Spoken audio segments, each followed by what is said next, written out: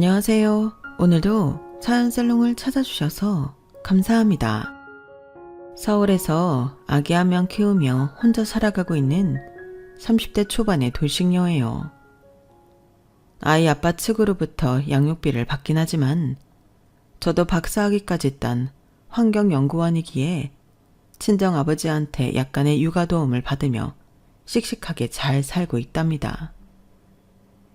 채 2년이 안 될 정도로 짧은 기간의 결혼 생활이었지만 전 남편을 비롯한 시댁 식구들과는 평생 상종하고 싶지 않을 정도로 학을 떼고 이혼했답니다. 악독한 시모는 평생을 정어져 푸는 일을 하셨던 울 친정아버지를 비하할 정도로 맨날 똥똥하며 똥냄새 난다고 했었어요. 하도 빡이 쳐서 막판에는 아기 설사 비슷하게 질펀하게 싼 똥기저귀를 시모 얼굴에 던져버렸어요. 진한 초록빛의 아기 똥이 시모 얼굴 전면에 철퍼덕하고 붙어서 흘러내리던 게 아직도 기억에 생생해요. 생각만 해도 통쾌해 죽겠다니깐요. 말 많고 탈 많았던 시모가 굴욕적으로 아기 똥기저귀를 맞고도 찍소리 못할 정도로 밟아주었어요. 도대체 어떤 일이 벌어졌던 건지 궁금하시죠? 불과 몇 년 전까지의 제 인생에 대해 사연살롱 애청자분들께 낱낱이 고해볼게요. 울 아빠가 남들이 꺼려하는 정화조 청소 공무원이 되신 건 당연히 돈 때문이겠죠.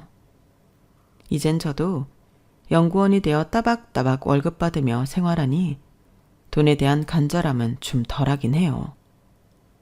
하지만 제가 기억하는 순간부터의 우리 집은 항상 가난했었기에 늘 돈을 갈망하며 살았던 것 같아요. 그놈의 돈이 뭔지, 직업이 뭔지, 울 아빠가 정화조 청소 공무원이라는 걸 알게 된 직후든 친구들은 절 맨날 놀렸던 것 같아요. 지준의 아빠는 똥 푸는 일 한대요. 아유, 똥냄새야. 얼른 코마 가야겠다. 어렸을 땐 그게 너무 억울해서 아빠한테 다른 직장 다니면 안 되냐고 울면서 따지기도 수십 번이었던 것 같아요. 아빠, 그냥 일반 회사 다니면 안 돼요? 애들이 나한테까지 막 똥냄새 난다고 놀린단 말이에요. 미안하다 지수야. 이 정도로 안정적인 직장을 다시 찾으려면 좀 힘들 것 같아. 너도 크면 아빠를 이해할 수 있을 거야. 그도 그럴 것이 아빠는 어려서부터 공사판에서 막노동을 하셨어요. 조실부모하여 거의 고아나 다름없이 컸기에 중학교 중퇴 후 공사판을 전전하셨죠. 그러다가 허리를 크게 다치시고는 조금 몸을 덜 쓰면서 안정적으로 일할 수 있는 직업을 찾게 되었어요. 정화조 청소 공무원이 사실 아빠한텐 최적의 일이었는지도 몰라요. 제가 너무 어려서 철이 없었죠 뭐. 그땐 가정이 어깨에 짊어진 삶의 무게를 전혀 몰랐으니까요. 아기 한 명을 온전히 책임져야 하는 돌싱이 된 지금은 뼈저리게 느끼고 있네요. 저희 친정엄마도 흙수저이기 마찬가지였어요. 어렸을 적 엄마가 살아온 환경을 들을 때면 진짜 눈물이 나더라고요. 알코올 중독에 툭하면 할머니를 패던 할아버지는 밤에 술에 취해 비틀거리다가 강물에 빠져 돌아가셨다고 하네요. 폭군 같던 할아버지가 한순간에 돌아가시자 이제 좀 편안히 사나 싶었던 할머니에게서 말기 암이 발견돼 6개월 만에 돌아가셨다고 해요. 그렇게 엄마도 혼자가 되어 역시 외롭게 살던 아빠를 만났고 결혼식도 못 올린 채 혼인신고만 하고 절 낳으셨고요. 절 낳자마자 아빠는 바로 정관수술을 받으셨대요. 자식들에게 가난으로 인한 비참한 생활을 또 겪게 하고 싶지 않았기 때문에요. 외동딸 하나나 잘 기르자는 마음으로 부모님 두 분 다 제게 많은 희생을 해주셨죠. 엄마는 가죽공장에서 3교대로 일하셨는데 조금이라도 더 벌기 위해 야근에 야근을 더하다가 그만 졸음을 못 이기고 큰 사고가 나고 말았어요. 끔찍했던 그날이 엊그제일같이 생생하게 떠오르네요. 이제 집에 혼자 있을 수 있는 나이가 되어 새벽에 공장에 나간 엄마를 밤 늦게까지 기다리고 있었는데 집으로 전화 한 통이 걸려오더군요. 어릴 때였지만 따르릉 하던 그 전화벨 소리가 엄청나게 불길하게 느껴졌어요. 여보세요? 엄마? 김숙자 씨 따님 되시나요? 집에 아빠는 없니? 엄마가 가죽 공장에서 일하다가 절단기에 손가락이 잘리셨어. 아빠 보고 빨리 병원 응급실로 와달라고 해. 보호자가 필요하니까. 네? 우리 엄마 손가락이 잘렸다고요? 엄마, 우리 엄마는 괜찮아요? 피 많이 났어요? 엄마. 그 아줌마는 우리 엄마 동료였어요. 엄마는 손가락이 절단되어 놀라 기절했는지 잠깐 정신을 잃은 상태라고 했어요. 아빠가 병원에 얼른 가서 엄마를 모셔왔고 거의 실신 상태의 엄마는 집에 오자마자 엉엉 울며 쓰러져 한참을 주무셨어요. 엄마가 혹시 죽은 게 아닌가 할 정도로 길고 깊게 잠을 자서 코 밑에 손을 대보기도 했죠. 엄마는 그렇게 현실의 고단함을 잊고 싶었나 봐요. 아무리 발부둥 쳐도 벗어날 수 없던 가난의 굴레를 회피하고 싶었는지도 모르죠. 그렇게 오른쪽 손가락 2개를 완전히 잘린 채로 엄마는 다시금 일을 해야 했어요. 맞벌이를 하지 않고는 집 한 칸 마련하기 힘들었거든요. 처음 시작할 때부터 워낙 가진 게 없었기 때문이죠. 그렇게 몇 년을 더 일하자 그래도 월세방에서 벗어날 수 있는 전세 보증금이 마련됐나 봐요. 부동산을 여러 군데 방문하며 전셋집을 알아보고 계시더군요. 무료 아파트로 말이죠. 대출까지 얻어 투룸 아파트 전세를 계약하고는 우리 가족은 그날 저녁 치킨 파티를 했네요. 드디어 쥐와 바퀴벌레가 드글드글하던 판자촌 월세집을 벗어날 수 있었거든요. 이제 우리도 아파트에 살 수 있게 됐어. 대출이 많이 꼈지만 허리띠 졸라매서 갚으면 되지 뭐. 하지만 운명은 우릴 편히 살게끔 호락호락하게 놓아주지 않더군요. 갑자기 청천벽력 같은 소식을 듣게 된 엄마 아빠가 처음으로 언성 높여 싸우시더군요. 얼핏 듣기로는 엄마와 가죽공장에서 친자매처럼 지내던 사람의 빚보증을 서준 게 완전히 엎어졌다는 거였어요. 엄마가 독박으로 그 빚을 다 갚아줘야 했죠. 우리 가족은 이 사건으로 인해 다시금 나락으로 빠지게 됩니다. 전셋집에서 채 3개월 만에 판자촌 월세방으로 귀환하게 됐어요. 원래 살던 곳으로 가는 거니 몸이야 금방 적응을 했지만 보증을 잘못 써서 아빠와 함께 그동안 번 돈을 모조리 날린 엄마는 죄책감과 스트레스가 어마어마했었나 봐요. 엎친 데 덮친 격으로 엄마가 뇌출혈로 쓰러지고 말았죠. 엄마, 왜 여기 쓰러져 있어? 갑자기 왜 이래? 정신 차려야 해. 아빠도 없는데 무섭게 왜 이래? 엄마, 누가 우리 엄마 좀 살려줘요. 119에 실려 병원에 간 엄마는 뇌출혈이라는 진단을 받았어요. 그래도 젊은이 치료받으면 멀쩡히 걸어 나올 줄 알았던 엄마는 그 후로 단 한 번도 스스로 걷지 못하는 신세가 돼버리고 말았어요. 아빠는 제게 굉장히 미안해하면서 엄마 간병을 부탁하시더군요. 지수야, 참 미안하구나. 그래도 집안에 돈 버는 사람 한 명은 있어야 병원비라도 충당할 것 같아서 말이야. 지금 다니는 중학교를 잠깐 중단하고 집에서 엄마를 간병해 줄 수 있겠니? 저희 시대는 중학교까지 의무교육이어서 학교 자퇴가 쉽진 않았어요. 하지만 아빠 말대로 제가 계속 학교에 다니면서 간병인을 쓰기엔 돈이 너무 없었죠. 출석 일수도 잘 못 채우니 학교에선 정원 외 관리학생으로 분류되었고 어찌저찌 자퇴 절차가 받아들여졌어요. 어려서부터 공부하길 참 좋아했던 전 학교에서 마지막 짐을 챙겨 나오며 비참한 맘에 눈물이 나더군요. 그래, 지금은 학교를 관두지만 언젠간 꼭 끝까지 공부할 거야. 박사학위까지 받아서 평생 돈 벌며 공부하는 직업을 가질 거야. 다짐은 그렇게 했지만 그 당시 시궁창 같던 내 상황으론 과연 박사학위까지 딸 수 있을까 자신이 없었죠. 저만 바라보고 누워 계신 우리 엄마를 돌봐야 했거든요. 그렇게 비세고 곰팡이 가득한 판자촌 월세방에서 하루 종일 간병하는 나날이 계속되었어요. 그 동네엔 단순히 가난한 사람들만 사는 게 아니었고 인성이 개차반인 수준인 주민들도 많았어요. 그중 유독 하예나처럼 엄마와 저만 있는 낮 시간대에 우리 집에 쳐들어오려는 미친 아저씨가 있었어요. 너무 무서웠죠. 그 아저씨는 맨날 술에 쩔어 있었고 여자들만 있는 집이란 걸 다 알고 있었어요. 야, 이 기집년아, 문 열어. 조그만 게 어른 말을 안 들어? 더운 여름에 물 한 잔 달라는 게 그렇게 더 어려운 부탁이더냐? 같은 이웃 주민끼리 서로 돕고 살아야 하는 거 아니냐고. 맨날 공포에만 떨고 있었는데 그날은 안 되겠다 싶어 경찰을 불렀고 그 미친놈은 연행돼 갔어요.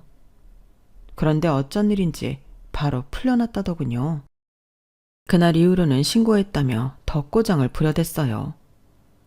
그날은 아빠가 정화조 청소일을 잠깐 쉬던 휴일이었는데 이 소리를 들은 아빠는 엄청나게 화를 내며 문으로 향했어요. 그 미친 아저씨를 대면하고는 둘이서 삿대질을 하며 싸우기 시작했죠. 당신 뭔데 내 와이프랑 딸내미 있는 평일낮에 우리 집에 쳐들어오려는 게요?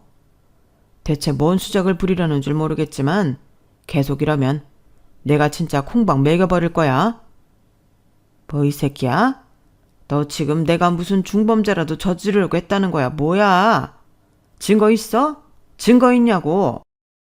전 말리고 싶었지만 커다란 두 남자가 급기야 서로를 밀치며 싸우는 게 좀 무서웠어요.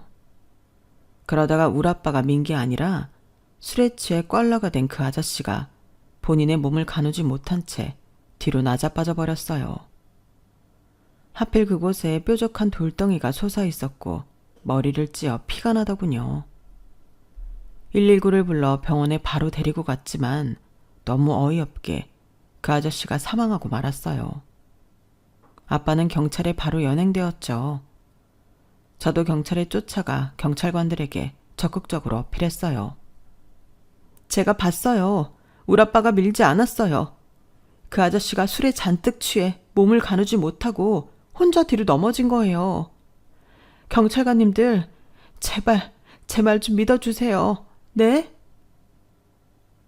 둘이 싸운 게 분명한데 서로 밀치다가 피해자가 사망한 게 당연지사 아니겠냐? 네 아빠 감싸고 도는 거 내 모를 줄 알아. 네 진술은 신빙성이 전혀 없다. 에이, CCTV라도 있으면 수사하기 편했을 텐데 말이야. 결국 아빠는 피해자를 밀쳤다는 누명까지 신채로 징역을 살고 말았어요. 아빠가 감옥에 들어가고부턴 저와 뇌출혈 걸려 누워 계신 엄마는 그동안 모아놓으셨던 현금으로 겨우겨우 살아야 했어요. 산 넘어 산. 진짜 첩첩산중인 느낌이었어요. 완전히 안개가 자욱해 한 치 앞도 안 보이는 그런 높다란 산맥을 계속 넘어야 하는 그런 상황이었죠. 그 누구 하나 도움의 손길을 뻗어주는 사람이 없더군요. 세상이 야속하고 또 야속하게 느껴졌어요. 불행의 정점을 찍는 일이 또 터지더군요. 뇌출혈로 거의 식물인간 상태가 되어 누워 계시던 엄마를 진짜 몇 년 만에 병원에 모시고 가서 진료를 받았는데 암이 발견된 거예요. 눈앞이 노래졌죠. 아빠는 감옥에 가 있는 상태고 아직 미성년자인 나 혼자 이 모든 걸 감당하고 있는 와중에 말기 암이라니. 솔직히 어디론가 숨어버리고 싶은 심정이었어요. 김병에 장사 없다고 엄마 욕창 안 생기게 이리 움직이고 저리 움직여주고 때 되면 죽 만들어 먹여드리고 대소변 수발까지 다 들었는데 이제 와서 말게 암이라니. 난 엄마가 깨어나기만을 바랬는데 엄마와 할 시간이 얼마 남지 않았다니. 앞으로 엄마의 암 치료까지 나 혼자 어떻게 진행할 것이며 그 돈은 또 어디서 충당할 것인지 머릿속이 복잡해졌죠. 그런데 말기암 판정을 받고 엄만 3개월 만에 무정하게 돌아가시고 말았어요. 어쩐지 그 전부터 살이 무서운 속도로 빠지시더니 나중에 돌아가시기 직전엔 거의 피골이 상접해서 해골 수준이었죠. 엄마, 나 엄마 똥기저귀 계속 갈 수 있어. 이렇게 가버리면 난 어떡하라고. 아빠도 없는 이 집에서 나 혼자 어떻게 살아. 너무 무서워. 세상이 무섭다고. 몇 년간의 간병이 지치기도 했지만 막상 돌봐왔던 엄마가 돌아가시니 너무 무서웠어요. 아빠는 한 1년은 더 있어야 감옥에서 출소할 수 있었고 그때까진 이 집에서 나 홀로 살아남아야 했으니까요. 하지만 어쩌겠어요. 개똥밭에서 굴러도 저승보단 이승이 낫다고 잡초처럼 다시 일어나 살아야 했죠. 바로 집 근처 편의점 알바자리를 잡았어요. 다행인지 어쩐지 그곳은 장사가 잘 안 되던 편의점이어서 시간이 많이 남더군요. 그 시간을 활용해 다시 공부해야겠다는 생각이 들었어요. 원래 공부머리는 있었던지라 1년 만에 중고등 검정고시를 모두 통과했죠. 그리고는 바로 수능 준비에 돌입했는데 그 다음에 수능에서 운 좋게도 스카이 대학 중에 한 곳에 자연 계열에 합격한 거 있죠. 기적과도 같은 일이라고 생각했어요. 항상 좌절과 시련만 가득했던 내 삶에 한 줄기 빛이 들어오는 느낌이었어요. 물론 내가 노력해서 시험 점수가 잘 나온 거였지만 신이 드디어 나에게 기회를 주는구나 싶었어요. 온 세상으로부터 선물을 받은 느낌이었죠. 다행히 합격 통보를 받았을 때 아빠는 출소한 상황이었어요. 합격의 기쁨을 아빠와 함께 했죠. 아빠, 나 드디어 대학 갈 수 있게 됐어. 다 아빠 덕분이야. 지금까지 밀어줘서 고마워요. 앞으로 열심히 해서 내가 나중에 아빠 먹여 살릴게요. 아니다 지수야. 무슨 말이니? 네가 능력 없는 엄마 아빠 때문에 고생이 많았지. 어린 나이에 산전수전 겪은 거 생각하면 감옥 안에서도 잠이 안 오더라. 아빠 다행히 정화조일에 복직이 됐어. 완전히 정규직은 아니고 옆에서 보조 업무긴 하지만 감옥까지 갔다 온 날 받아준 게 어디니? 아빠가 너 박사까지 딸 수 있게 끝까지 밀어줄게. 이제 원 없이 공부해봐. 스카이 이과를 다닌다고 하니 과외 알바도 수월하게 구할 수 있었어요. 성인이 됐으니 내 앞가림은 내가 해야겠다는 생각에 모든 비용을 스스로 충당하기 위해 더욱 열심히 살았죠. 지금 생각해보니 하루하루 꽉 채워 살지 않은 날이 없네요. 그랬기에 제가 삶에 후회가 없나 봅니다. 매 순간 최선을 다했기에 후회할래야 할 수조차 없는 거죠 뭐.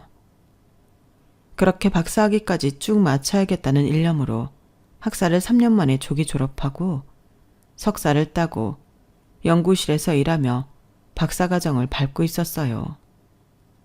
같이 연구하던 선배 언니가 어느 날은 절 물끄러미 바라보며 한마디 하더군요. 지수야, 넌 숨 좀 쉬고 살아라. 네? 언니 그게 무슨 말이에요? 인간이 숨 안 쉬면 어떻게 살아요? 충분히 숨 쉬며 살고 있는데 왜요? 호흡이 딸려 보여요? 아니 바보야. 네 얼굴이면 외모가 완전 연예인 뺨치게 생긴 거 알고나 있는 거냐? 경주마처럼 앞만 보고 전력 질주하지 말고 네 주변을 한번 봐봐. 널 여자로 보고 침 질질 흘리고 있는 저 남정네들을 좀 보라고. 너 모태솔로지? 그 얼굴로 20대 후반이 되도록 못소리니 뒤에서 수근수근 대더라. 혹시 취향이 레즈냐고. 삶에 여유를 좀 갖고 연애도 하고 숨 좀 쉬고 살라고 이 바보 맹추야. 누가 나보고 레즈래요. 못소린 건 맞지만 취향이 그쪽은 아닌데? 사람들 반응 참 재밌네요. 사실 남녀공학인 대학에 입학하면서부터 남자들의 끊임없는 대시는 있어 왔어요. 하지만 눈 하나 끔뻑 안 했죠. 당장 알바를 4개씩 뛰어서 등록금과 제 생활비를 벌어야 했고, 아빠와 함께 아파트 전세라도 들어가려면 보증금을 마련해야 한다는 생각뿐이었거든요. 또 한편으론 공부 욕심이 있으니 박사학위까지 최대한 빨리 따서 안정적으로 연구원 생활을 하며 월급을 받고 싶었죠. 이 모든 걸 효율적으로 진행하려면 제 인생에 연애나 남자친구가 끼어들면 안 됐거든요. 심지어 연예인이나 아나운서 해볼 생각 없냐며 길거리에서 명함도 받았지만 그럴 생각은 추호도 없었죠. 근데 선배가 그런 얘기를 터뜨리니 뭔가 망치로 한 대 맞은 기분이었어요. 선배와의 대화는 20대 후반까지 제 마음속에 켜켜이 쌓여있던 외로움의 장작에 불을 지폈죠. 너 소개팅 한번 해볼래? 중소기업 사장 아들이라 아주 부잣집 자제야. 돈만 많은 게 아니라 인성도 좋고 얼굴도 잘생기고 내 보기엔 모든 게 완벽해. 내가 결혼만 안 했어도 한번 꼬셔보는 건데 참으로 아쉽구나. 내가 연락처 줄 테니 기다리면 그 남자에게서 톡이 갈 거야. 제 안에 무슨 바람이 불었는지 소개팅 제안을 받아들였고 그 남자와 톡을 하다 전화 통화까지 하다 보니 첫 연락을 6시간이나 하게 되었어요. 그만큼 첫 대화에서 서로 너무 잘 통한다는 느낌을 받았죠. 바로 그 주 주말에 만나기로 약속을 잡은 후에도 우린 계속 시도 때도 없이 연락을 주고받았어요. 그러다가 그 남자와 생전 처음 소개팅이란 걸 하게 됐고 서로에 대한 느낌이 너무 좋았던 만큼 그날 바로 사귀게 되었습니다. 카페에서 만나서 얘기를 하다가 근처 호프집으로 이동했는데 나갈 때 손까지 잡고 나갔네요. 이미 서로에 대해 연인으로 잘 지낼 수 있다는 확신이 들었거든요. 남친은 중금속 가공회사를 운영하는 부친 밑에서 경영 수업을 받던 사람이었어요. 그는 내가 박사과정을 거의 마치고 있다는 얘기를 듣고는 너무 대단하다며 절 축혀 세워주더군요. 지수씨, 아름다운 외모에 공부까지 잘한다니 대단하네요. 왜 보통 예쁜 여자들은 그냥 쉽게 인생을 살아가려는 사람들도 많잖아요. 워낙 인기 많고 남자들이 서로 채가려 하니까요. 자기 커리어에 대한 목표가 확실하니 진짜 멋지네요. 내가 그 과정에 있어 방해 안 되고 가만히 곁에 있어도 될까요? 혹시 도움을 줄 수도 있을 테고요. 이렇게 서로의 일에 대한 얘기를 하다 보니 부모님 직업은 뭐냐 등 가정 환경에 대해 얘기할 타이밍은 잘 없었어요. 아니, 그냥 초반엔 밝히기 싫었는지도 모르겠어요. 엄마 일찍 돌아가시고 어렵게 살아왔다 정도로만 언급하고 넘어갔죠. 어릴 적부터 동네에서 짓궂은 친구들이 저희 아빠가 똥 푸는 사람이라며 놀리던 게 트라우마로 남아있었던 것 같아요. 거의 30살이 다 되도록 말이죠.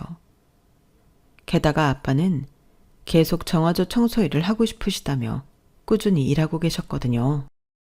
내심 남자친구가 혹시라도 우리 아빠의 직업을 알면 싫어할 수도 있겠다는 생각이 들더군요. 더군다나 남친은 나름대로 크게 사업을 하고 있는 집안의 자제인데 밝히더라도 나중에 밝히자란 생각이 들었죠. 남친은 저의 첫 남자이자 첫사랑이었어요. 박사 과정을 성공적으로 마칠 때까진 연애와 병행할 수 없을 거라고 생각했던 제 판단이 틀렸음을 뒤늦게서야 알았죠. 남친과 연애하며 박사 과정도 마쳤고 정식 연구원이 되어 차곡차곡 커리어를 쌓아갈 수 있었어요. 내 인생에 이렇게 평탄한 나날이 계속되다니 놀랍고도 감사했죠. 남친은 삶의 고단함에 찌들어 여행은 해본 적도 없던 제게 신세계를 열어주었어요. 휴가 때가 되면 세계 이곳저곳을 함께 여행하며 드넓은 세상을 구경시켜 주었죠. 거기까진 참 좋았는데 서울에 와서 연구실에서 연구를 하는데 씨앗 냄새가 갑자기 코를 찌르더니 우웩하고 다 개워내고 말았어요. 그 후에도 구토는 며칠을 계속 가더군요.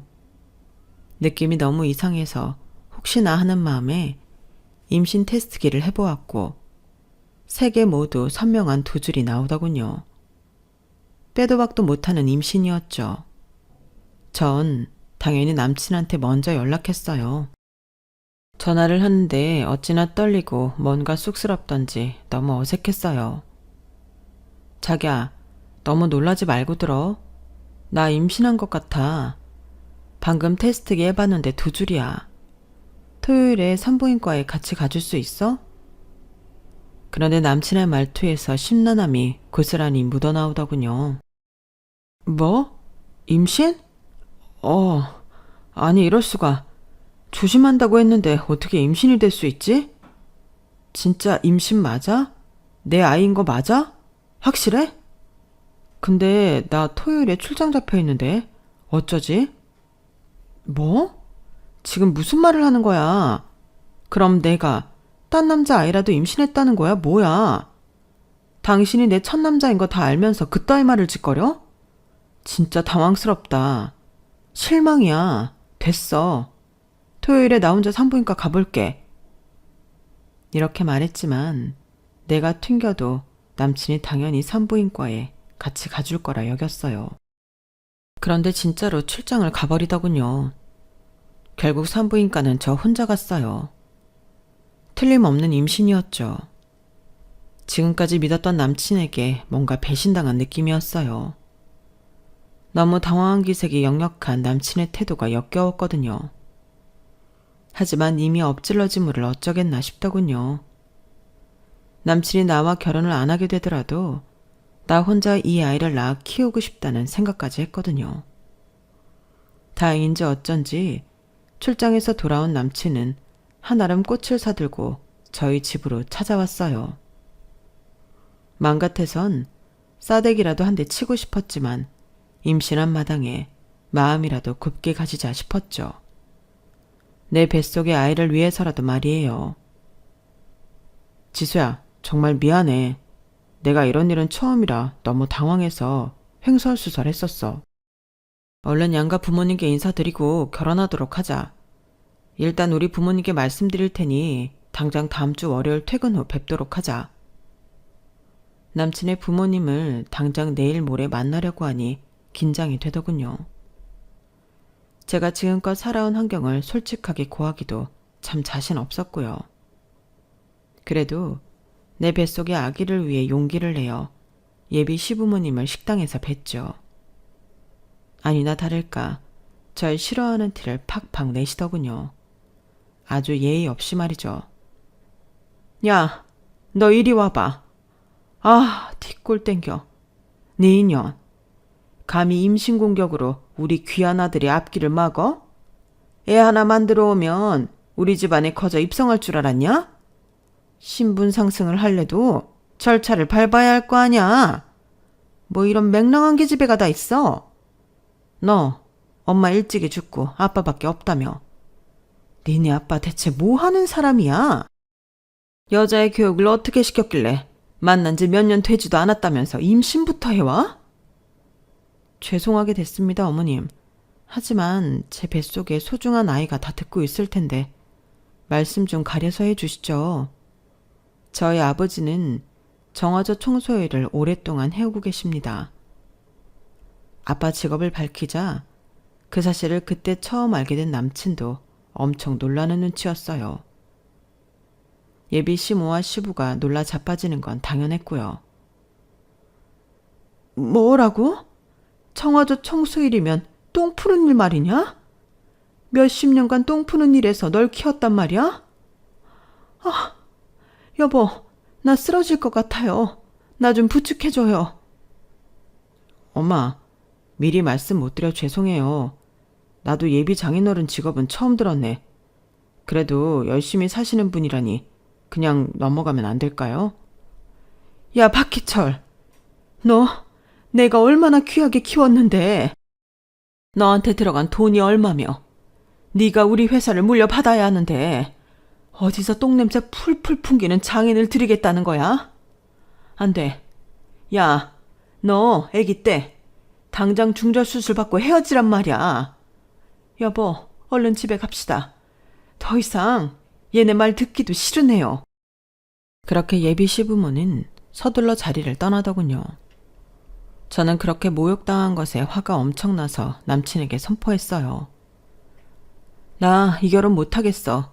이 아이는 나 혼자 낳아서 키울 거야. 이제 정규직 연구원도 됐겠다. 못할 것 없지. 자기 집에 당장 똥 안 풀면 어떻게 살 거야? 정화조 청소 담당은 반드시 있어야 하는 직업이야. 우리 아빠가 사기를 쳤어 뭘 했어? 정정당당히 열심히 살아가는 분을 일방적으로 그렇게 모욕해도 되는 거야? 잘 살면 다야? 돈이 다냐고. 남친은 제 앞에서 바로 무릎 꿇고 싹싹 빌더군요.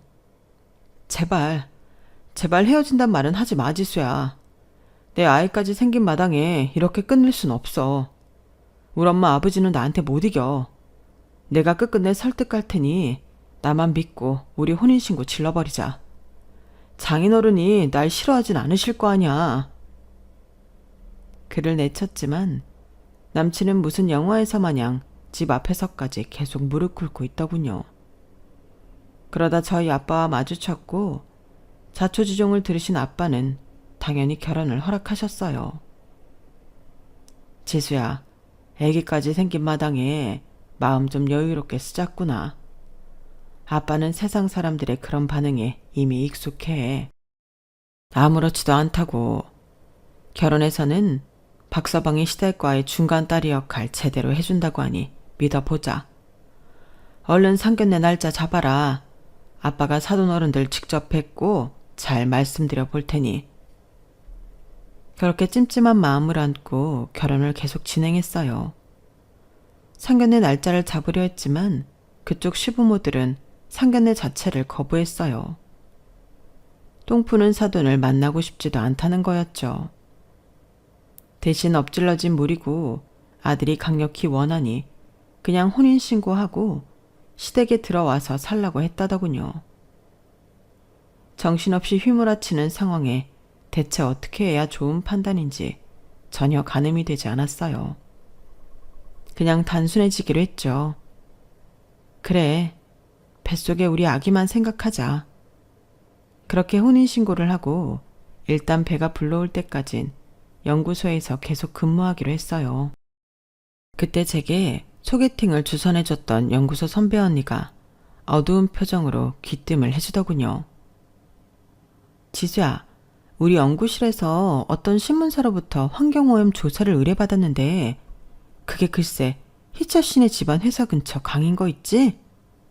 그 회사 오염수 방류에 대해 예전부터 문제가 좀 있었나 봐. 나도 지금에서야 알았네. 그 신문 기자가 슬쩍 나한테 털어놓기를 그 회사 비리가 엄청 많다네. 오너들의 인격이 개차반이라 직원들한테 노동법 어긴 사안도 수십 가지고 말이야. 무슨 깡인지 기자들한테도 막대하게 일쑤여서 기자들이 아주 벼르고 있다네. 나도 처음 듣는 얘기라 듣는 내내 소름이 돋는 거 있지? 희철 씨랑은 요즘도 잘 사귀고 있어? 만일 조금이라도 수틀리면 그냥 헤어지는 게 나을 것 같아. 내가 소개팅 해주고 이런 얘기를 하다니 나도 참 못났네. 그런 얘기를 듣자마자 전 얼음이 되고 말았어요. 지금 그 집안의 가업을 물려받을 남자의 아이를 임신한 채로 혼인신고까지 다 끝낸 마당에 안 좋은 소식을 듣게 되다니 어찌할 바를 모르겠더군요. 언니, 그 신문 기자님 연락처 좀 알 수 있을까요? 대체 어떤 문제들이 있는지 내가 좀 알아야겠어요. 그렇게 전 해당 신문 기자를 만나서 모든 얘기를 다 들을 수 있었어요. 제가 그 집안 자제와 곧 결혼할 사람이라고 하니 순순히 다 말해주더군요. 그 집안 조심하셔. 언제 어떻게 사람 등질지 모르는 족속들이니. 기자로부터 마지막 조언을 듣고는 헤어졌어요. 그리고는 현재 살고 있는 시댁으로 가야만 했죠. 강남의 대저택이었지만 제겐 지옥으로 들어가는 문같이 느껴졌어요. 제가 짐을 들고 시댁에 들어갔던 순간부터 시모는 모든 살림을 제게 다 시키고 온갖 구박이며 모욕을 주더군요. 그렇게까지 제게 세게 나온 이유를 머지않아 알게 되었죠. 시모와 시부가 저 몰래 하는 얘기를 엿들었거든요. 아, 저 기집애를 못살게 굴어서 제 발로 이 집에서 이혼 선언하고 기어나가게 만들어야겠어요. 내 전략 어때요, 여보? 악마의 속삭임 같더군요. 기어코 이혼을 종용하던 시모가 사람같이 안 보였어요. 그 이후로도 맨날 똥냄새가 어쩌고 하면서 제게 모욕을 주기 일쑤였죠. 아, 야, 환기 좀 시켜라. 똥 푸는 집안 딸을 며느리로 들였더니 여기저기서 구린내가 진동을 하는구나. 동네 창피해서 원.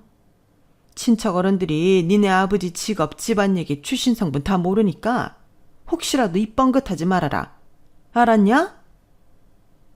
저희 아빠 직업이 그렇다고 상견례도 안 하시고 얼굴 한번 본 적 없으시면서 뭐 맨날 똥냄새 난다고 그러시는 거예요. 이제 만삭인 며느리한테 그렇게 스트레스 주고 싶으세요?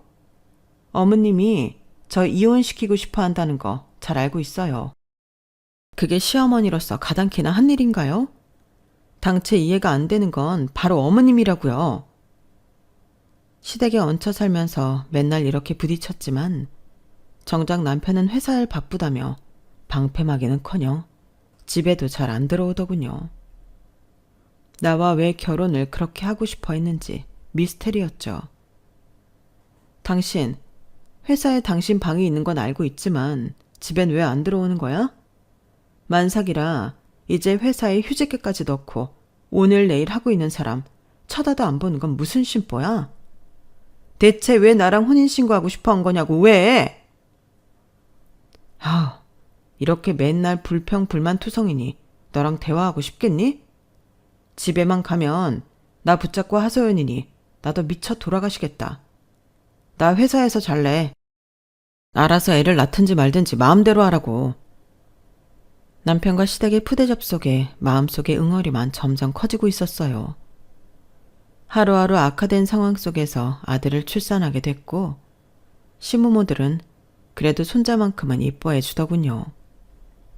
불행 중 다행이었죠. 우리 아들 기현이는 가족들의 사랑 속에 무럭무럭 자랐죠. 가끔 서글플 때마다 친정아빠한테 전화했어요. 내가 기댈 사람은 우리 아빠밖에 없었거든요. 지수야, 못난 애비 직업이 이래서 시댁 어른들이 아직도 많이 미워하시니? 네가 정 그러면 내가 직업을 바꿔볼게. 예전에 노가다 일 한참 했었으니 건설 현장 가서 한 번씩 일해서 돈 벌지 뭐. 아빠, 아니에요. 아빠 디스크도 있는데 그 나이에 무슨 막노동을 한다고 그래요. 그냥 익숙한 일, 아빠가 가장 잘할 수 있는 지금 그 일 계속하세요. 직업에 귀천이 어딨어요. 직업 갖고 자꾸 걸고 넘어지는 시모 시부 생각이 못된 거죠. 저 마음 단단한 거 아시잖아요. 근데 왜 자꾸 눈물이 나지? 아빠, 전화 끊을게요. 괜히 친정아빠 마음만 심란하게 만들어드리고 전화를 끊기를 여러 번 했네요.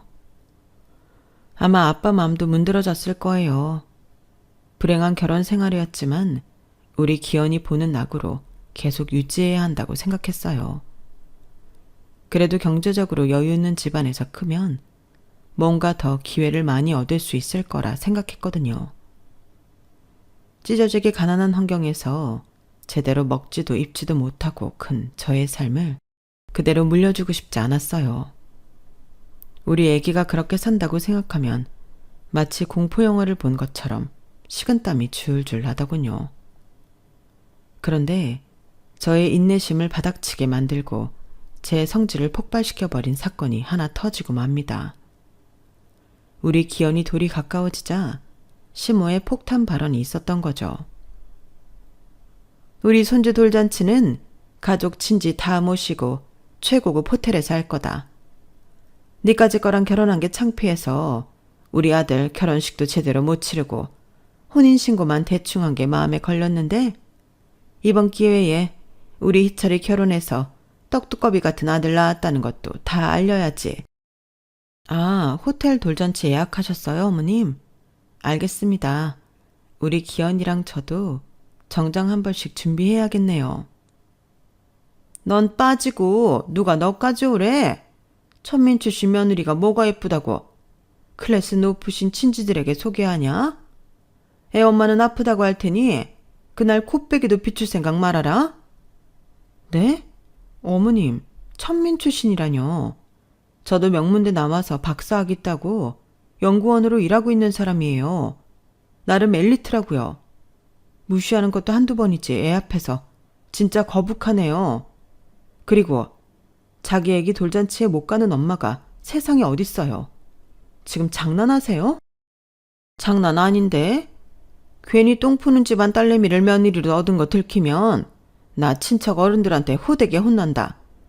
어디 그런 여자를 우리 집안에 들였냐고 말이야. 점자꾸 내 말대로 해. 지금 말 다 하신 거죠? 저도 더 이상은 못 참겠네요. 제가 능력이 없는 것도 아니고 밥 벌어먹고 살 안정적인 직장도 있으니 더 이상 이 집안에서 눈칫밥 먹을 이유 없습니다. 이혼하고 내 새끼 내가 데리고 나가 살 테니 양육비나 제대로 주세요. 뭐? 니까짓 게 돈을 얼마나 번다고 내 손주 데리고 나간다는 게냐? 안 된다. 빈몸으로 나가라. 너무 열이 받은 전 갈고 있던 아기 똥기저귀를 시모 얼굴에 집어 던졌어요. 초록빛 아기 똥이 철퍼덕 시모 눈, 코, 입을 타고 흘러내리더군요. 소리를 지르며 당황하고 있는 시모에게 쏘아 붙였어요. 어머님, 내가 돌대가리인 줄 아세요? 순순히 그냥 나갈 것 같아요. 맨날 똥냄새 운운했으니 진짜 설사똥 한번 제대로 싸고 나갈까요? 내 방에서 당장 자료 가져올게요. 내가 알고 있는 이 집안의 회사 비리에 대해 일목요연하게 정리한 게 있는데 신문 기자로부터 넘겨받은 거니까 100% 팩트겠죠? 얼굴에 묻은 아기 똥을 닦던 시모와 뒤에서 늘 반감만 하고 있던 시부에게 자료를 던져줬죠. 모든 걸 다 확인하고는 발발 떨더군요. 며느리야, 너 이거 다 어떻게 알았냐?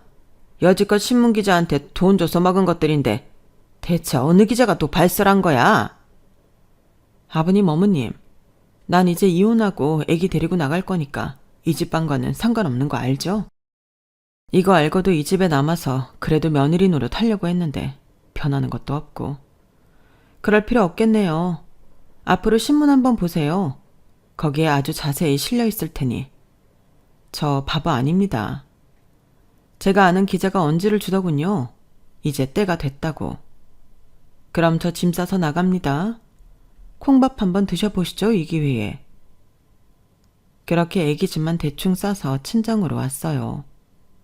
그 후로 이혼을 비롯한 모든 과정을 아는 변호사를 통해 진행했죠. 나름 꽤 큰 회사였던 남편의 회사는 비리가 밝혀진 후로 이미지가 엄청나게 나빠졌고 급기야는 시부가 깜빵에 가게 되었어요. 다행히 전 남편은 양육비를 따박따박 주더군요. 전 바로 연구소에 복직하였고 친정아빠와 함께 살며 아빠로부터 육아 도움을 받고 있죠. 연세가 있으신 아빠가 더 이상 일터로 나가시지 않도록 생활비며 용돈도 두둑이 드리고 있고요. 거지 같던 시댁과 연을 끊으니 이제서야 제 생활이 정상으로 돌아온 것 같아요. 첫 남자이자 첫사랑인 전 남편에게 크게 데이자 현재 남자 생각은 전혀 들지 않네요. 그저 우리 기현이를 잘 키워야겠다는 마음뿐입니다. 지금껏 정화조 청소하시며 힘들게 살아오신 아빠가 건강에 오래 사실 수 있도록 케어하는 것도 제 몫이겠죠. 님이라는 글자에 점 하나만 붙이면 남이 된다고 하더니 역시 피 섞인 가족이 최고인가 봅니다. 부모님 살아계실 때 효도해야죠. 제 이야기를 지금껏 함께 들어주셔서 감사해요. 여러분들도 항상 가족들과 행복하세요. 건강하시고요. 여러분, 사연 댓글에 응원과 현명한 조언 부탁드려요. 좋아요와 구독은 저에게 큰 힘이 됩니다. 오늘도 좋은 일 가득하세요.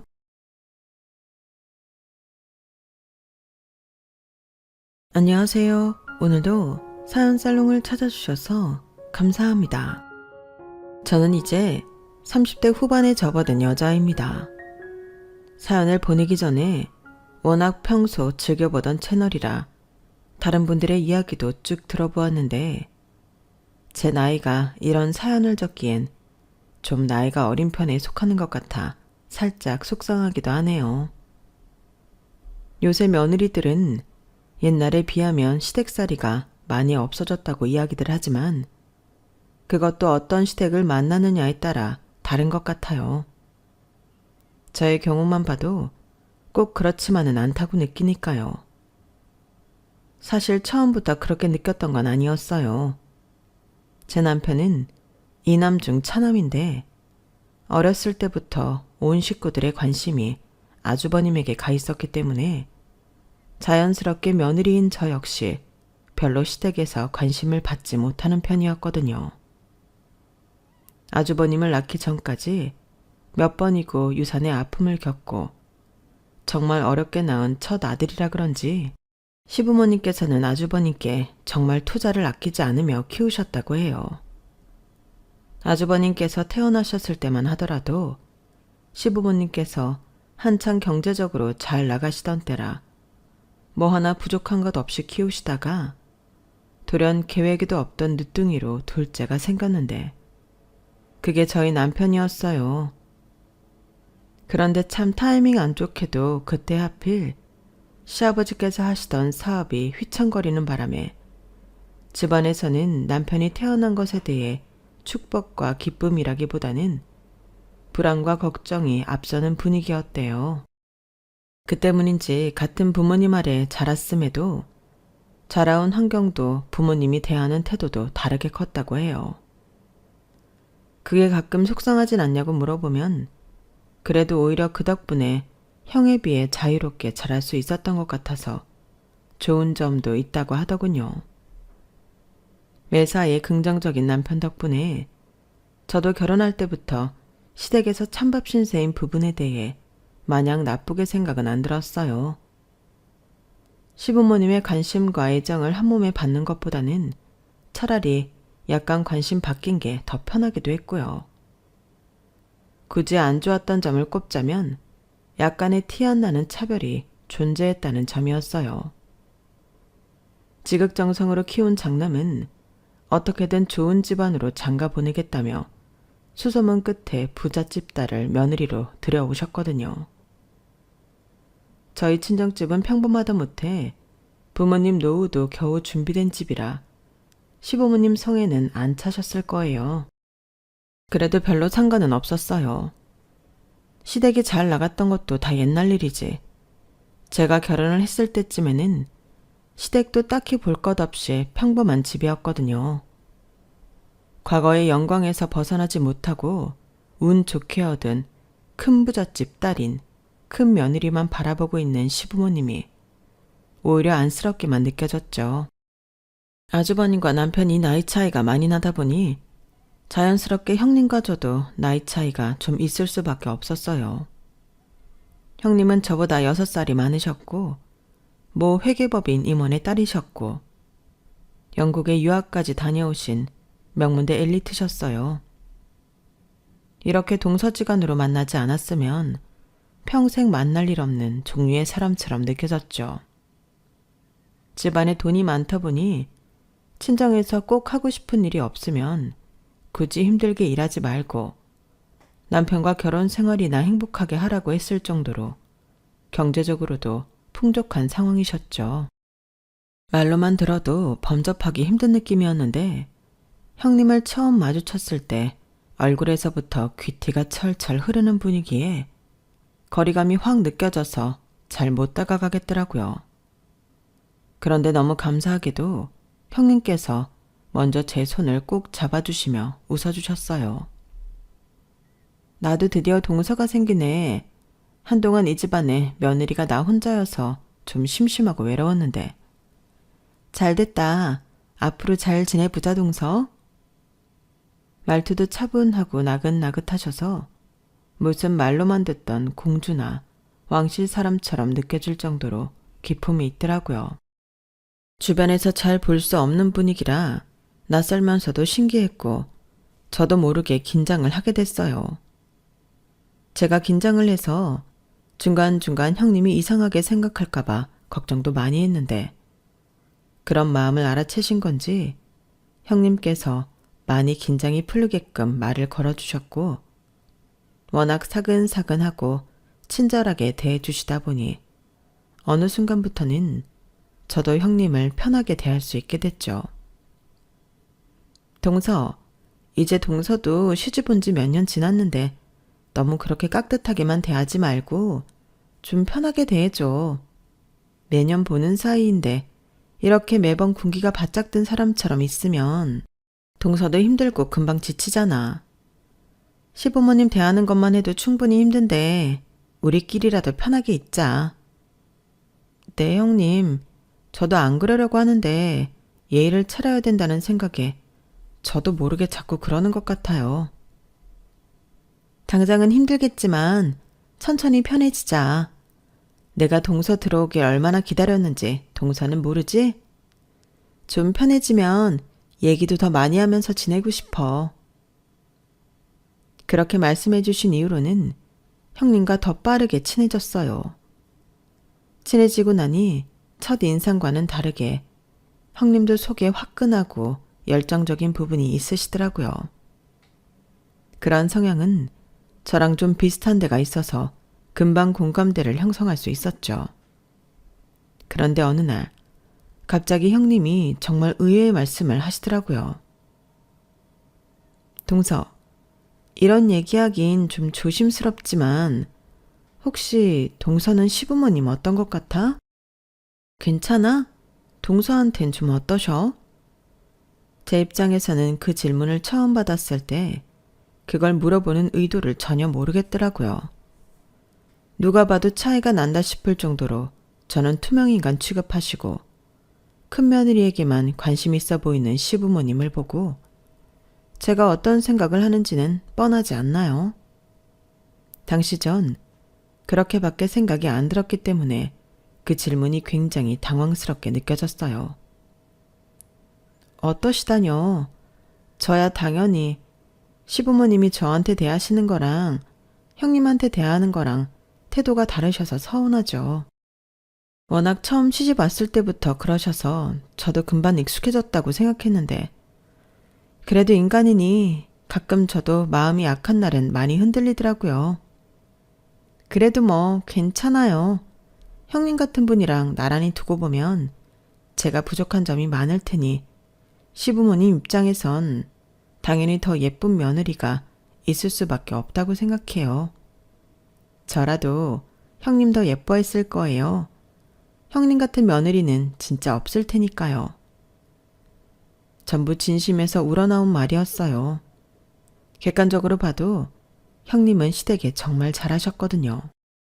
제 성격상 저에게 잘해주는 사람에게 더 잘해주는 성격이라 저에게 딱히 관심 없는 시댁에도 정말 해야 할 기본적인 도리 외엔 더 애써서 잘해드리려 노력하지 않았어요.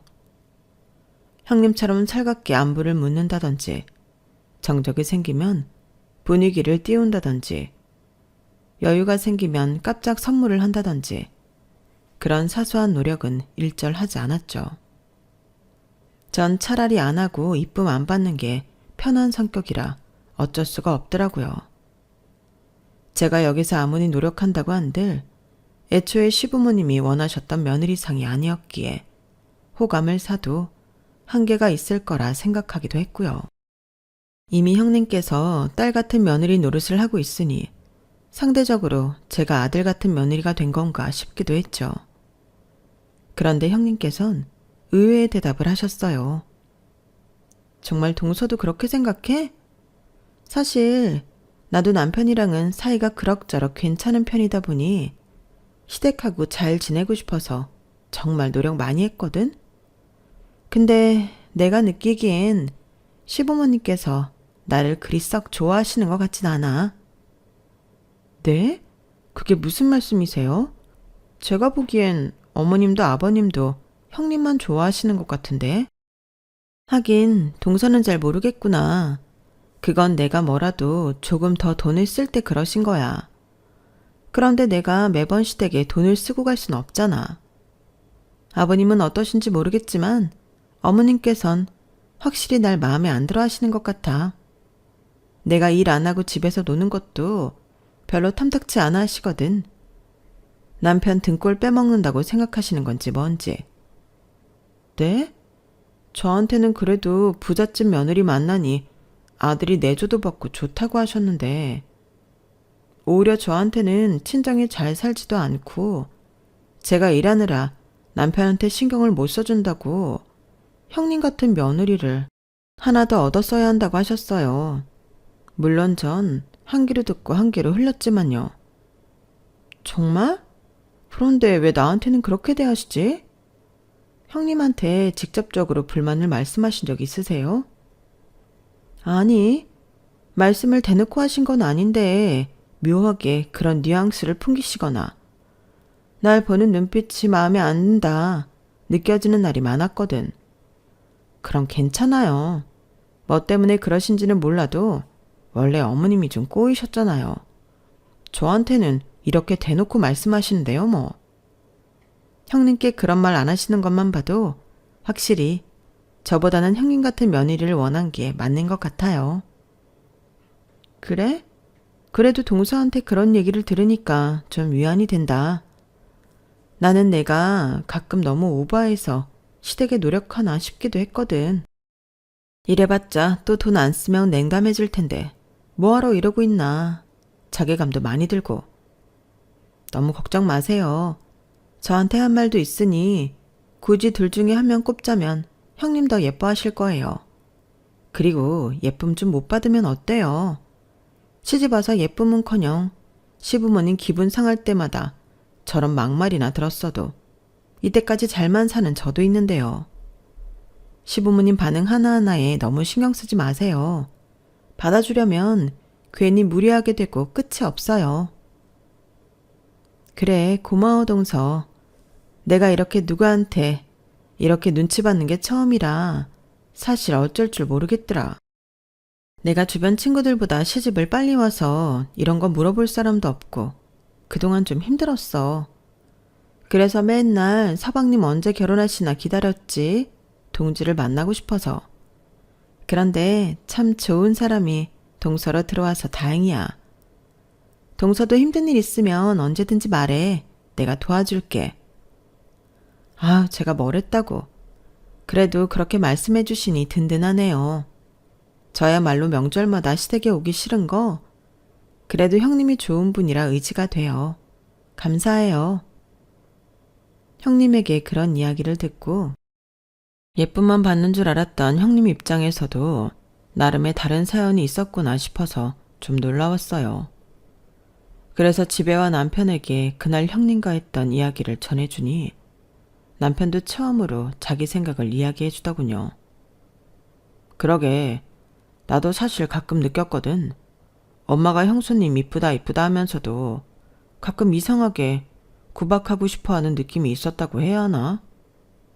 그렇다고 진짜로 구박을 한 건 아닌데 당사자만 느낄 수 있을 법한 미묘한 기싸움 같은 걸 거실 때도 있고. 나는 형수님이 하도 표정 관리를 잘하셔서 나만 느끼나 싶은 적이 한두 번이 아니었는데 그럼 형수님이 확실히 그걸 느끼셨다는 거네. 진짜? 이런 거 보면 내가 확실히 둔감하긴 한가 봐. 나는 마냥 예뻐라 하시는 줄로만 알았네. 뭐 둔감하니까 이때까지 시댁 버틴 거긴 하지만 저보다 형님을 오래 보고 지낸 남편이 역시 다르긴 하더라고요. 그날 이후로 저도 어머님과 형님 사이를 유심히 관찰을 좀 하게 됐어요. 어머님은 평소에는 형님에게 잘해주지만 남편과 형님이 이야기한 대로 어떤 날은 뭐가 빈정이 상하신 건지 형님에게 갑자기 비아냥대시거나 눈치를 주시더라고요. 그런데 그게 저한테 하듯 하는 게 아니라 정말 은근하게 사람 기분을 깎아먹는 종류의 것이었어요. 아, 정말. 과일도 이렇게 살 다 깎아먹고 어떡하니? 아무리 공주로 컸다지만 결혼한 지가 언젠데. 손이 아직도 이렇게 서툴러서야. 가족들 과일 하나 제대로 못 먹여서 어떡하니? 과일을 별로 안 좋아해서 그런 건 아니지? 네, 어머님. 더 연습해 볼게요. 그래. 다른 애들처럼 뼈 빠지게 직장 가서 일할 필요도 없는데 이왕이면 시간 남을 때 이런 거라도 틈틈이 연습해 놓으면 좋잖아. 너는 정말 다 좋은데 아직까지도 웬만한 일 하는 여자보다 손이 서툴다는 게 문제야. 나는 네 나이 때 이 사람 사업망에서 생고생하면서 일도 나가고 일 끝나면 아무리 피곤해도 딱 정각에 맞춰서 남편이랑 아들들 다 손수 밥 해 먹였는데 요즘은 뭐 여자들이 그렇게까지 안 해도 되는 시기라곤 하지만 돈 많다고 다 밖에서 사 먹고 하면 네 건강에도 안 좋고 솜씨도 안 늘고 좋을 게 하나도 없어. 내가 이런 소리 한두 번 하는 것도 아니고 너도 다 장점이 있으니까 봐주는 거야. 한 번만 더 이런 소리 나오게 하면 그때 나도 어떻게 될지 모르겠구나. 네, 알겠습니다, 어머님. 다음엔 더 잘 깎아볼게요. 제가 보기엔 그렇게 살을 많이 깎아먹은 것도 아니었고 그 정도면 별 생각 없이 먹어도 되는 수준이었어요. 그런데 정말 사소한 걸로 트집을 잡긴 하시더라고요. 왜 그러시나 잘 관찰해보니 어머님께선 형님께서 주로 곱게 자란 티가 난다 싶거나 일도 안 하는 사람이 집에서도 일을 안 하는 티가 난다 싶을 때 그렇게 갑자기 공격을 하는 듯한 경향이 보였어요. 아들엄마 입장에선 그런 꼴 보이면 못마땅하다는 건 알겠지만 문제는 그 기준이 너무 각박하다는 거였어요. 이만하면 괜찮은데 싶은 것들도 싹 다 잡아서 조곤조곤 지적을 하더라고요. 차라리 가끔 저한테 하듯이 막말도 하시고 하면 받아치기라도 할 텐데 네가 곱게 자라서 그런 건데 어쩌겠니 란 식으로 은근히 기분 상하게 하면서 마지막은 너네를 위해서 그런 거다. 너네한테도 좋지 않겠니 라며 끝내버리니 형님 입장에선 나름대로 미칠만 하겠더라고요. 확실히 저에겐 관심이 없는 만큼 그런 사소한 지적은 적었는데 어머님께서 형님은 일거수일투족 다 주목하고 있는 느낌이었어요. 전 항상 형님께서 제 덕분에 더 예쁨 받겠구나 싶은 생각이었는데 자세히 보니 그 반대더군요. 어머님의 모든 관심이 형님에게 가 있는 덕분에 제가 편하게 지내고 있는 거였어요. 그걸 깨닫고 나니 형님께 괜히 죄송하고 애틋해져서 더 잘해드리려고 신경을 좀 써드렸죠. 형님은 저에게 시댁 이야기 하소연하는 걸로 스트레스를 푸는 것 같긴 했지만 제가 느끼기엔 일시적 해소밖에 안 될 것 같았어요. 형님, 아주버님께도 이야기해보셨어요? 이건 형님께서 마냥 참는다고 될 문제는 아닌 것 같아요. 원래 이렇게 살살 긁는 게 더 사람 미치는 거예요. 형님이 나서면 싸움이 되니 아주버님께 이야기하셔서 그런 말 좀 못하게 하세요. 형님이 뭐 하나 삐끗할 때마다 지적하시는데 사람이 어떻게 그렇게 완벽할 수가 있어요. 이렇게 둔한 저도 느꼈는데 아주버님도 당연히 느끼실 거예요. 중간에서 중재해달라고 얘기해보세요. 나도 당연히 얘기해봤지, 동서. 근데 남편은 내가 좀 예민한 것 같대. 그냥 듣고 흘리라는데 내가 그게 잘 안 돼서. 동서도 내가 이야기하기 전까지는 몰랐다고 하는 걸 보면 정말 본인만 느낄 수 있을 정도로 미묘한 것 같기도 해. 그건 제가 시댁에 신경을 잘 안 쓰고 있어서 그래요. 형님 말 듣고 나니까 바로 보이고 저희 남편도 얘기 듣자마자 무슨 말인지 바로 알던데요. 형님이 예민한 게 아니에요. 이런 건 남편들이 알아서 중재해 줘야죠. 형님이 시댁에 못하는 것도 아닌데 그런 소리 들으면서 사실 이유 없잖아요. 그치. 나도 그렇게 생각하긴 하는데 동서도 알잖아. 우리 남편이 워낙 소심하고 듣기 싫은 소리 못하는 성격이라서. 얘기를 듣는 제가 다 미치고 팔짝 뛰겠더군요. 아주버님께서 상황 인지를 하고 있는데도 전혀 도움을 못 주시는 모양이었어요. 아내가 힘들어하면 좀 나서지. 아무리 소심하다고 한들 제 부모에게도 그 정도 요구를 못한다는 아주버님이 답답해 미치겠더라고요. 그럼에도 형님께서는 난색을 포하면서도 남편 욕은 일절하지 않으셔서 평소에 부부관계가 얼마나 좋으면 저런 속 터지는 부분도 이해를 하려고 노력할까 싶어 추가로 말은 얹지 않았어요. 제가 굳이 나서서 부추기지 않아도 그동안 알아서 많이 싸우지 않으셨을까 싶기도 했고요. 시댁 트러블이 부부관계에 꽤 큰 영향을 미치는데도 두 분 사이는 좋다고 하니 그 점이 신기하게 느껴져서 비결이 뭔지 배우고 싶다는 생각만 들었어요. 그런데 어느 날부터 형님께서 시댁에 얼굴을 뜨문뜨문 안 비추기 시작하셨어요. 처음엔 친정어머니 건강이 안 좋다고 그러셔서 그런가 보다 하고 걱정만 했어요. 초기이긴 하지만 갑상선 암이라고 하시길래 암에 좋은 음식이나 영양제도 찾아서 많이 보내드렸죠. 그렇게 소식도 잘 못 듣고 저의 일방적인 연락으로만 관계가 이어진 지 꽤 시간이 지났을 때였어요. 정말 갑작스럽게 아주버님의 이혼 소식이 들려오더라고요. 형님과는 그래도 개인적인 이야기를 꽤 많이 하고 지냈던 사이였기에 깜짝 놀랐어요. 형님, 저예요. 이야기 듣고 연락드려요. 어떻게 되신 거예요?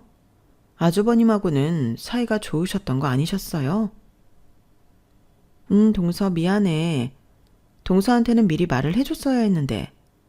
사실 남편이랑 사이 안 좋아진 지는 꽤 됐어. 동서도 알겠지만 남편이 워낙 마음도 약하고 해서 시댁이랑 내 사이에 중재를 잘 못해줬잖아. 나도 처음에는 그러려니 이해했는데 그게 쌓이니까 어느 순간에 가슴에 화도 많아지고 울컥하더라고.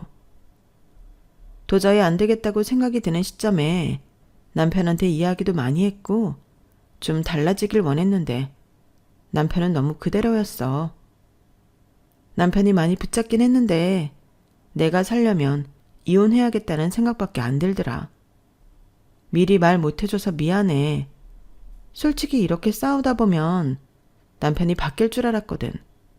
근데 사람 고쳐 쓰는 거 아니라더니 정말 안 바뀌더라고. 나도 나름대로 정말 힘든 시간을 보내느라 얹을 줄 생각도 못했어.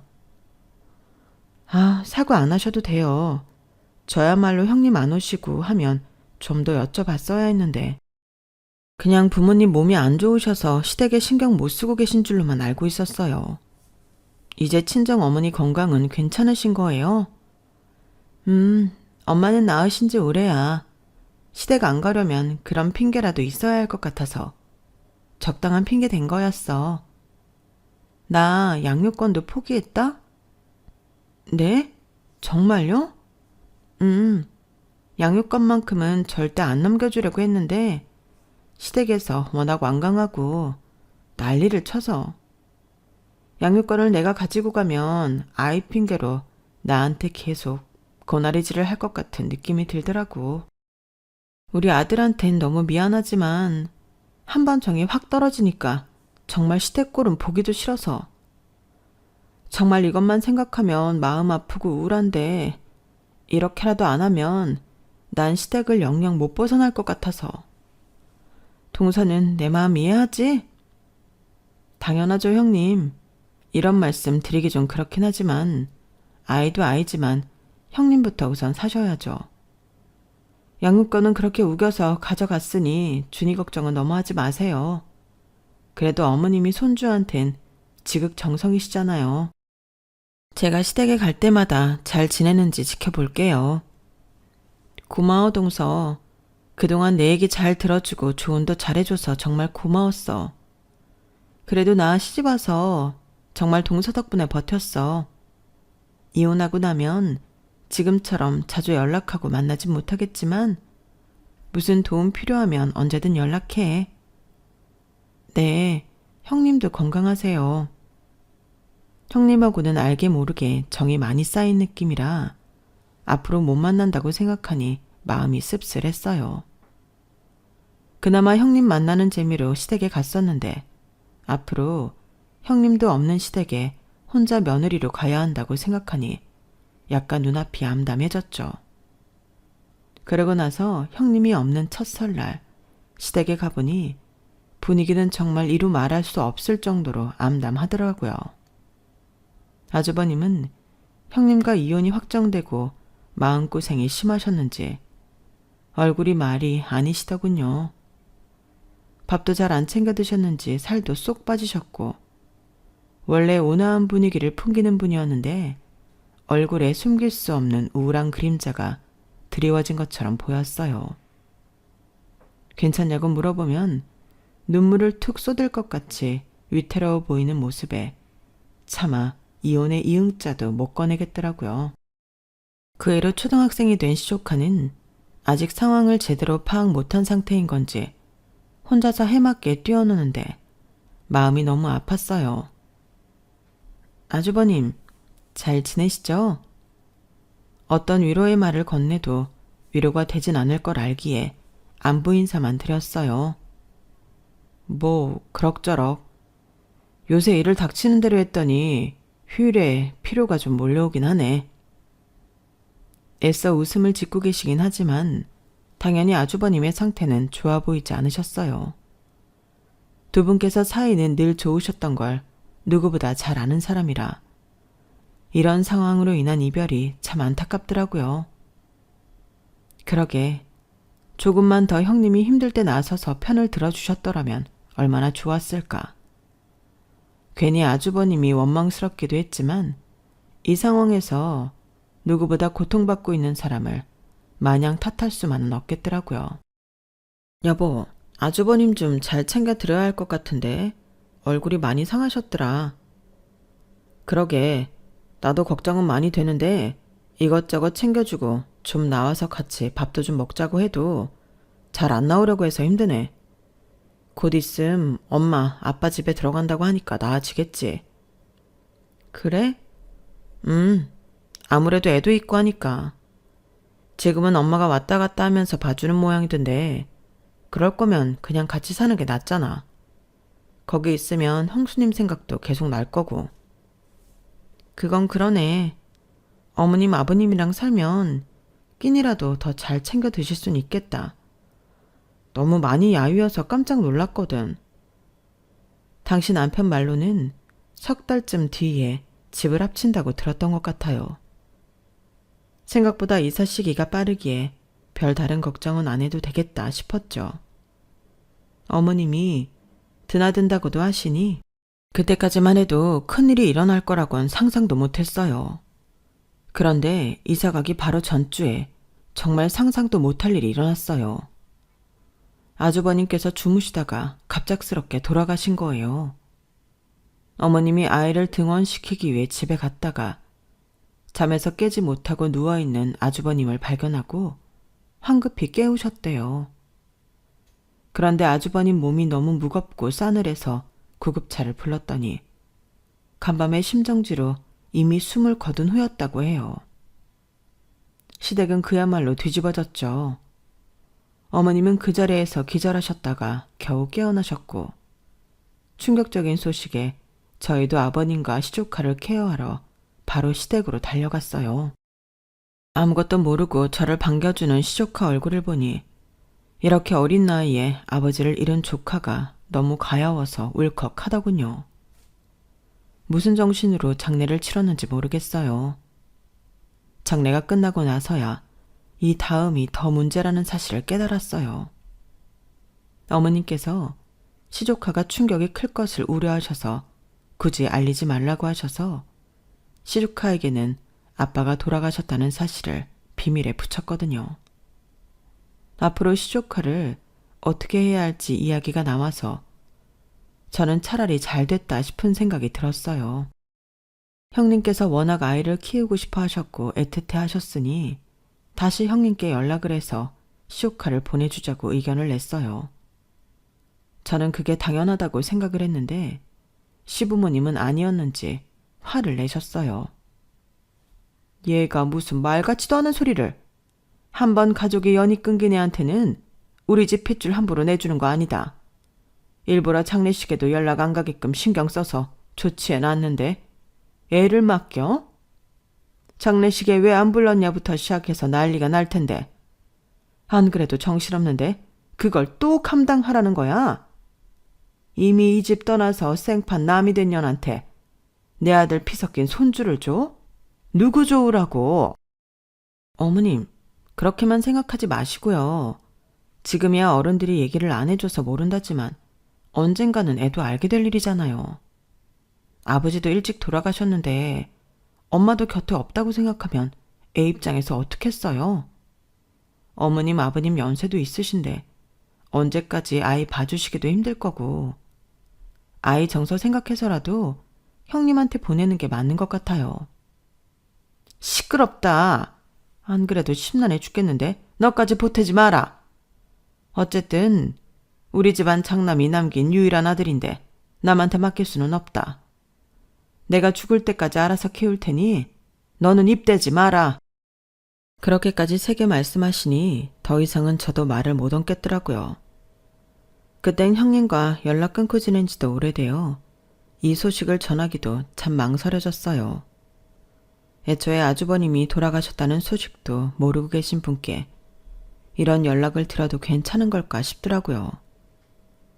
이혼한 지 그리 오래되지도 않았는데 차라리 시댁 일은 모르고 사는 게 나으려나 싶어 차마 연락을 못 드렸어요.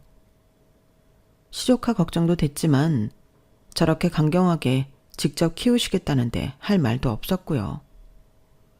역시나 시부모님께서는 아끼던 장남을 잃은 충격으로 아이를 제대로 돌보실 정신이 못 되시는 것 같았어요. 보다 못한 남편이 아이를 잠깐 데리고 오자고 제안을 하더라고요.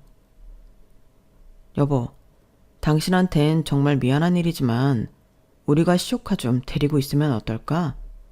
엄마 아빠 지금 감정 추스르기도 벅찬마당에 애까지 돌보려니 너무 힘들어하시는 것 같아서 한 달 정도만 우리가 데리고 있으면 좀 도움이 될 것 같은데 어떻게 생각해? 그래, 그러자. 안 그래도 어머님 아버님도 걱정했지만 나도 조카가 신경 쓰여 죽겠어. 그렇게 시조카를 저희 집에서 데리고 있게 됐어요.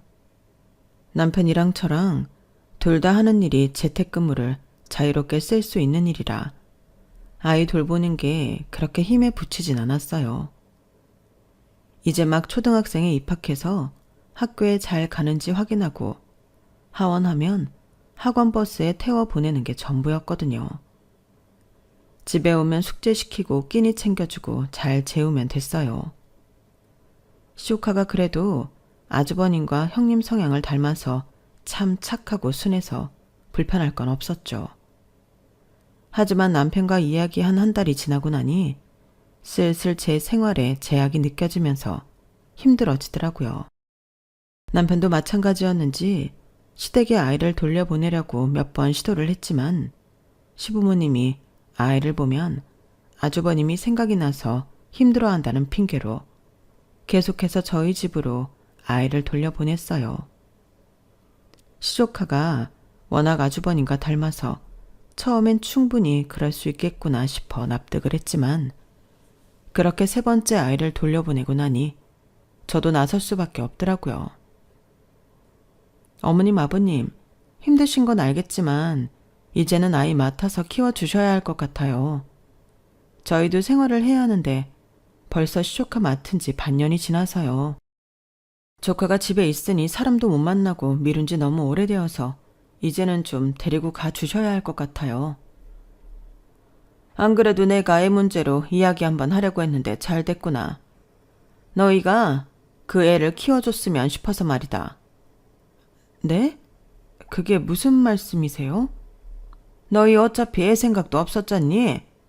커리어 끊기는 것도 그렇고 몸에 무리 가는 것도 그렇고 아이 낳으면 받을 손해들 하나도 안 받고 아이가 생겼으니 오히려 네 입장에선 좋은 거 아니냐? 어차피 사람이 늙어서 다 자식이 필요하다. 그 애를 잘 키워주면 그 애가 나중에 너네한테 효도도 하고 늙고 병들면 병수발도 들어줄 텐데 차라리 잘 된 거 아니니? 게다가 키우기 가장 어려운 시기들은 다 지났으니 냅두면 알아서 잘 큰다. 그러니 니네가 애 좀 데리고 살아라. 아니 어머님, 그게 무슨 말도 안 되는 소리세요. 저희 애도 아닌데 어떻게 저희가 키워요? 그럴 거면 저도 임신해서 애 낳았죠. 말이 안 되긴 뭐가 안 돼. 너는 네 몸 하나도 안 상하고 애를 갖는 건데 뭐가 문제냐. 그리고 입양해온 애도 아니고 네 남편 핏줄 갖고 태어나는데 너 애 낳고 제일 힘든 시기가 7살 때까지인 거 몰라? 다 큰 애 데리고 있다가 몇 년 뒤에 키워줬으니 효도하라고 생색낼 수 있는데 그걸 안 하겠다고? 자식 없는 부부의 말로가 얼마나 비참한지 알면 그런 생각 감히 하지도 못할 거다. 아니, 어머님, 그게 아니라 말씀드렸잖아요. 저희는 애 키울 생각이 없으니 아이를 안 가진 거라고요. 남편 피가 섞이든 안 섞였든 저희 애가 아니잖아요. 그리고 처음부터 형님한테 애 보내자는 거 끝까지 맡아서 키우겠다고 우기신 건 어머님이세요. 누구 좋으라고 멀쩡한 애를 뺏겨. 내가 왜 남이 된 며느리를 챙겨? 내 며느리인 널 챙겨야지. 다 너 좋으라고 하는 소리니 내 조언을 너무 쓰게만 받지 말고 달게 받을 줄도 알아라. 지금이야 어색하겠지만 좀 같이 지내다 보면 정도 들고 너도 네 애같이 애틋해지는 순간이 분명 올 거다. 토달지 말고 일단 어른이 하는 얘긴 귀 기울여 들어. 남편도 저도 몇 번이고 시부모님과 싸워봤지만 급기야 저희 연락을 안 받으시면서까지 고집을 피우시는 모습에 두 손 두 발 다 들었어요. 이쯤 되니 정말 전쟁이라도 하자는 건가 싶어서 화가 나더라고요. 잘난 며느리 얻었다고 차별할 땐 언제고 형님 이혼하시고 제 도움이 필요할 때가 되니 덥석 애를 맡겨버리는 것도 괘씸했지만 그나마 자랑거리로 여기던 맏며느리한테라도 잘했으면 다행인데 그마저도 열등감에 못살게 굴어서 멀쩡한 자식 이혼시키고 애는 데리고 가고 싶다는 것도 굳이 빼서다 집에 앉혀놓고는 자식이 원인 모를 심정지로 세상을 뜨니 육아가 감당이 안 돼요. 저희한테 떠넘기는 것 같아 화가 나더라고요. 어머님 아버님 욕심 때문에 그 누구도 마음 편히 행복하지 못하고 고통만 받고 있는 것 같았어요. 시간이 갈수록 그 생각은 선명해져서 저라도 모든 걸 바로 잡아야겠다는 생각이 들었죠. 그 길로 전 바로 형님께 연락이 닿기 위해 노력했어요. 형님께선 이혼하시고 몇 년 뒤 연락을 바꾸신 모양인지 오랜만에 연락을 드렸을 땐 이미 그 번호를 다른 사람이 쓰고 있었거든요. 형님이 저에게도 이야기 않고 번호를 바꿔버린 게 서운하기도 했지만 저도 어쩔 수 없는 시댁 식구였을 테니 이해가 안 가는 것도 아니었어요. 그래서 형님과 친하게 지냈을 적 주고받았던 이야기들로 형님이 흔적을 남겼을 만한 곳들을 추측해 봤어요. 그러다 형님이 아주 예전에 주기적으로 방문하는 단골 커피집이 있다고 했던 게 생각나 메모장을 뒤져 그곳을 찾아냈죠.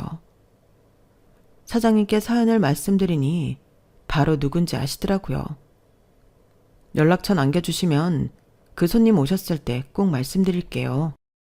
그렇게 사장님의 도움 덕분에 저는 무사히 형님과 연락을 할 수 있었어요.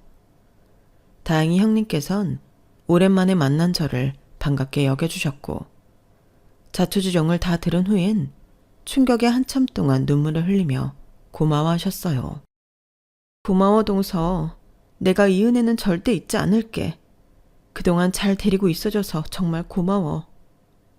우리 아들 엄마 얼굴 까먹진 않았을까 너무 걱정된다. 그리고 우리 남편 이 바보 같은 사람 참고만 살더니 결국 그렇게 갈 거였으면 차라리 바지가랑이라도 붙잡고 날 놓지 말지. 오늘 남편한테 가봐야겠어. 내일쯤 지훈이 데리러 갈게. 하루만 더 신세 질게. 아니에요. 신세는 무슨.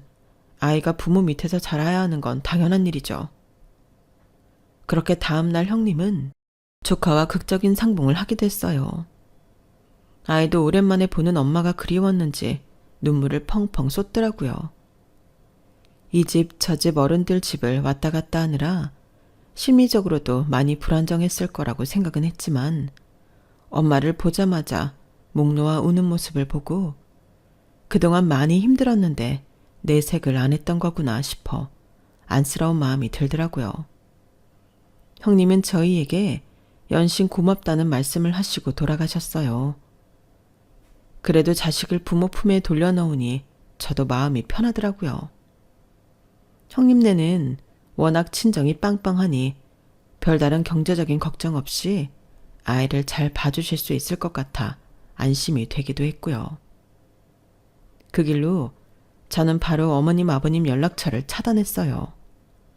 어차피 제가 아무리 연락드려도 받지 않으시는데 차단해도 모르시겠다는 생각이 들더라고요. 어차피 전할 말이 있으시면 남편 통해서 하시겠거니 싶어서 그렇게 했는데 아이 보낸 건 또 어떻게 냄새를 맡으신 건지 형님께 아이를 보낸 지 2주 만에 갑자기 집을 찾아오셨더라고요. 어머님, 연락도 없이 무슨 일이세요? 뭐? 연락도 없이? 네가 우리 번호를 다 차단시켜놓고 무슨 연락 타령이야? 어머, 맞다.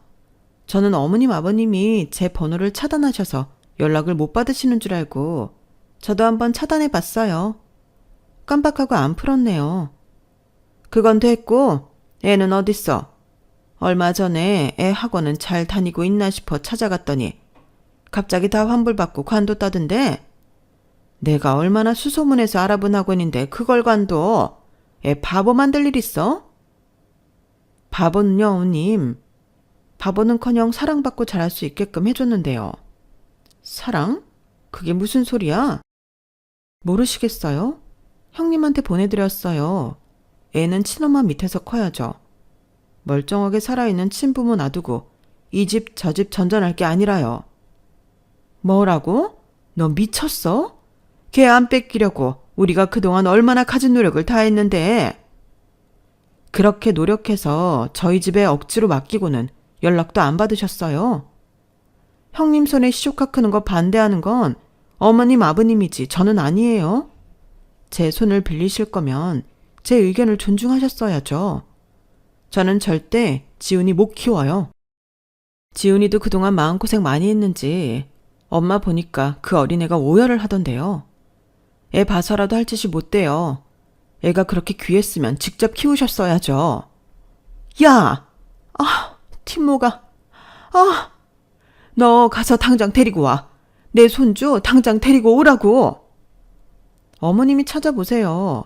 저도 형님한테 연락 따느라 꽤나 고생했으니까.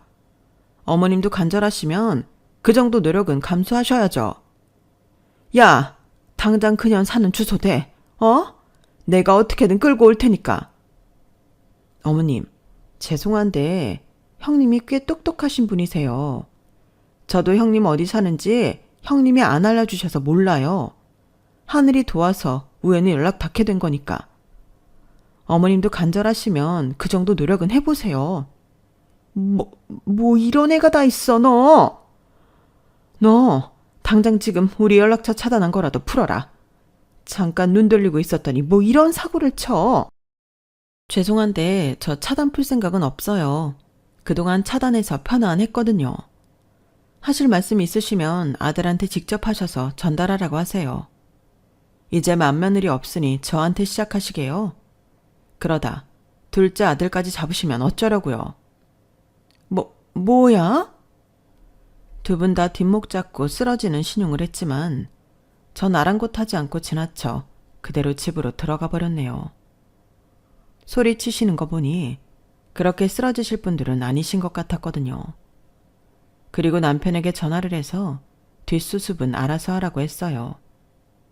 형님께선 그 후로 제게 고마웠는지 자주 만나서 밥도 먹고 시간도 보내고 싶어 했지만 또 언제 어떻게 시부모님이 집 앞에 찾아오실지는 모르는 노릇이니 한동안은 연락만 주고받았어요. 그래도 몇 달 데리고 살았다고 정이 많이 붙어서 시조카 근황도 주기적으로 받아보는데 아이가 하루가 다르게 쑥쑥 잘 자라더군요. 분명 저희 집에 있을 때도 나름대로 최선을 다해 잘해줬음에도 저 정도 얼굴이 밝진 않았던 것 같은데 확실히 친엄마 밑에 가 사랑을 듬뿍 받고 자라니 얼굴이 눈에 띄게 환해졌더라고요. 이 사건 덕분에 저나 남편이나 시댁과는 완전히 등을 지게 됐지만 후회는 없어요. 가끔 남편에게 미안한 생각이 들기는 했지만 남편 역시 저랑 생각이 비슷하더라고요. 시부모님 입장에서나 의미 있는 손주지 자라는 아이 입장 생각하면 어른들이 내서는 안 될 욕심을 낸 거잖아요. 제 결정 때문에 부모와 멀어진 건제도 불만 하나 없이 제 편을 들어주는 남편이 참 고맙더라고요. 아주버님이 살아계실 적 얼마나 형님을 사랑했었는지 알기에 형님을 챙겨드리는 걸 더 고마워할 거라고 하더군요. 부모의 과욕이 자식을 망치고 더 나아가 손주까지 망칠 수 있다는 걸 왜 모르시는 걸까요? 지금은 남편조차 시댁과 연락을 끊고 살고 있어 어떻게 지내고 계신지 소식조차 잘 모르지만 어떤 의미로든 자식을 둘 다 잃은 지금에서는 뭔가 좀 깨달으신 게 있으셨으면 좋겠네요. 제 사연은 여기까지입니다. 제 사연 들어주셔서 감사합니다. 들어주신 모든 분들 가족과 항상 행복하시고 원하시는 일 다 이루세요. 여러분, 사연 댓글에 응원과 현명한 조언 부탁드려요. 좋아요와 구독은 저에게 큰 힘이 됩니다. 오늘도 좋은 일 가득하세요.